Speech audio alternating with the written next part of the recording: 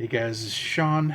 Here's episode 16 of The Heavy Shield, titled Those We Left Behind.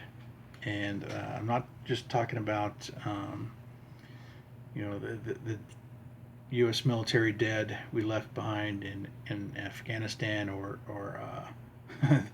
the equipment, the vehicles and weapons and all that shit we left behind. And yeah, it was fucked up how we left. A lot of those should say we should have left a while ago. We left at the right time, but how we left is completely fucked. Um, but what I want to focus on this in this episode is the other people we left behind that a lot of people won't ever consider unless you've deployed are folks like interpreters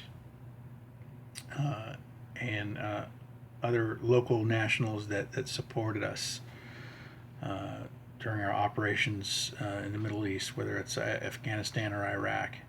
And if you've never deployed, you don't know how valuable interpreters are. For the most part, they're local nationals that the U.S. military, U.S. government have hired. Uh, they're almost always hired to work outside of where their villages, where they're born and raised, where they have families, because um, if I hire somebody from Kabul to be an interpreter, and they have family there, and a local member of the Taliban say recognizes them, their lives are at risk, and as are the rest of their family. Uh, Families can be taken hostage, kidnapped, held hostage for intel. And the interpreter could be forced to give intel on our base and where everything is, the layout of our bases, our patrol routes, patrol times, that kind of thing, in order to ensure the safety of their families, uh, so on and so forth. So oftentimes uh, these interpreters are operating, hours away, if not, days away from their local villages, in order to maintain the safety of their families. A lot of them wear balaclavas out on mission, so their faces can't be recognized if their picture is taken.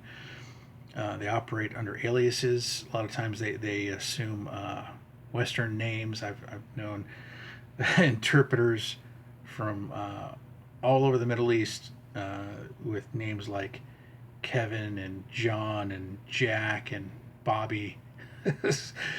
And those are all means of protecting their identity. Um,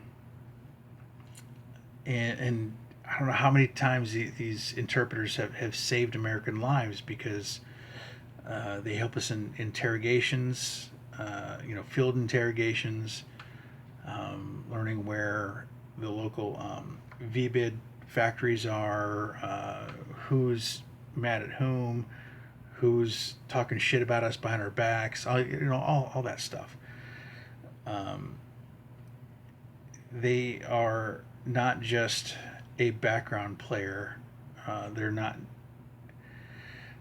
They're not just somebody you can use and forget. They, a lot of times, have become valuable squad members right along with every U.S. soldier in that formation.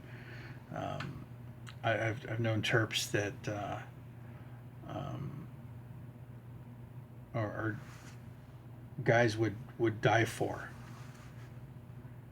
right alongside their battle buddies in uniform. Um, these guys, and I say guys, I mean I'm sure that there have been some female interpreters that we've used out there in the Middle East. In my experience, it's mostly men. when I was in Bosnia. We had two female interpreters, but that was a peacekeeping mission. I don't know what the difference is there, but just throwing it out there. But for us to pop smoke and leave and just cut sling load on these interpreters, not just the interpreters, and it's a lot of these interpreters have come home or managed to make it back to the States on special visas, but their families have been denied visas because they didn't directly work for the U.S. And that's just fucking shitty. If Kevin can make it back to the States because he directly helped us and acted as an interpreter for my unit, yet he's got his family, his wife and kids and mom and dad, or a couple nephews, still back there in Afghanistan. Have we really helped him? I just recently talked to an old interpreter of mine back in Afghanistan. He's still got a brother back in Kabul. He's got some other family members, and he reached out for help, trying to write some letters to get his brother home.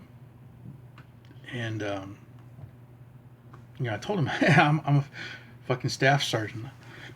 I'm a medic. I really don't know what I can do to help, but I said I'll be damned if I can't do everything I can. I'll write a letter on official memorandum on a letterhead for my current unit, detailing this terp's work and whatever else, however I can word this to try and get his the rest of his family back to the States. It's the least we owe them. There's so many people in Afghanistan that are if at the very least they're innocent, and at the very best they're innocents that actively helped and aided U.S. military forces during the war. And if all we can do is get them to come over to the States on a special visa and let them go, here you go, you're in America, do what you will, better your life. I mean, is that too much to ask? Putting themselves in the line of duty. I've known many Terps that go right into the firefight with the rest of us. I mean, they're in the vehicles, they're on foot, on patrols with us. I've known Terps that were killed in the line of duty because an EFP blew right through a striker and blew right through one's back, out his chest. They're killed in line of duty. Known Terps that were shot during combat operations. So they're putting as much, if not more, on the line than we are, because they're not only putting their own lives at risk, they're putting the lives of their families at risk. Our families aren't in Afghanistan or Iraq, at risk that if somebody identifies us, some asshole is going to take my mom hostage, and only let her go if I do a pace count from the front gate to the DFAC. That's what these interpreters put on the line. So if any of you work for companies that hired interpreters, know interpreters, and are still in contact with these dudes, please do everything you can. Reach out to them. if they reach out to you, please do everything you can in your power to get them and their families out of Afghanistan safely here to the States. Like I said, it's the least we owe them.